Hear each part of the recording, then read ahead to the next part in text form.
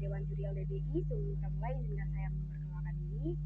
Nama saya Salsabila, saya berasal dari SMA Negeri 1 Syamsagara Harun, Kabupaten Aceh Utara. Dan pada perlombaan kali ini, saya berperan sebagai pembicara pertama pada pihak pemerintah. Saya akan menyampaikan argumen-argumen dengan mosi. Sebagai negara berkembang dengan strategi maritim, Dewan ini tidak akan menggunakan strategi ekonomi biru. Saya setuju akan hal yang Dewan ini sampaikan, karena tidak menggunakan strategi ekonomi biru dalam sebuah negara berkembang, yang mana hal tersebut akan mengakibatkan ketergantungan pada lautan, di mana hal tersebut dapat sewaktu-waktu berubah dikarenakan kondisi alam atau kondisi iklim yang tidak pernah sama setiap waktu. Seperti yang Anda tahu, ekonomi biru adalah pemanfaatan dan strategi pembangunan ekonomi nasional yang mengandalkan sumber daya kelautan atau potensi maritim. Ekosistem laut yang luasnya lebih dari 2/3 permukaan bumi menghasilkan sebagian besar oksigen dan juga protein, yang mana hal tersebut sangat membantu dalam sebuah negara berkembang dengan potensi maritim. Namun sangat disayangkan di mana jika kita menggunakan sistem ekonomi biru, negara akan berdampak memiliki ketergantungan pada lautan yang memiliki iklim yang selalu berubah-ubah. Hal ini dapat menyelesaikan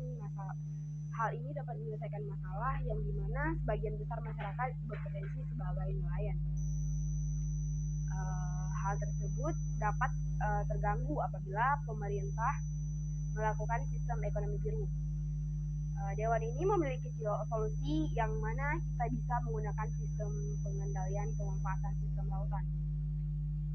Saya tegaskan kembali bahwa sebagai negara berkembang dengan potensi maritim, kita tidak akan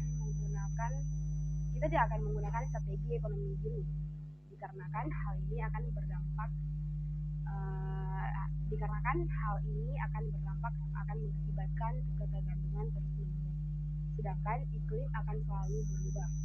Solusi yang saya miliki antara lain adalah menggunakan sistem pembangunan pengendalian pemanfaatan sumber daya alam, sumber daya laut. Ya. Yang kedua, menggunakan pendekatan dengan para pelaut agar dapat bekerja sama dalam pembangunan pengendalian pemanfaatan hasil sumber daya laut.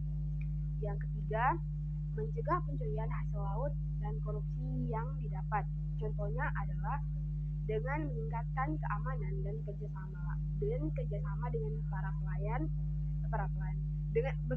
dengan para pelaut agar dapat sama-sama menjaga kelestarian laut, seperti tidak menyebabkan ekspoliasi laut yang berlebih atau terjadinya pengeboman yang besar-besaran kepada ikan.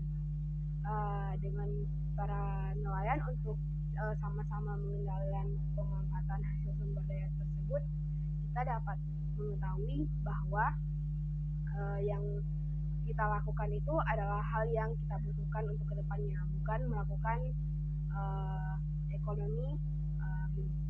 Sekian dan terima kasih.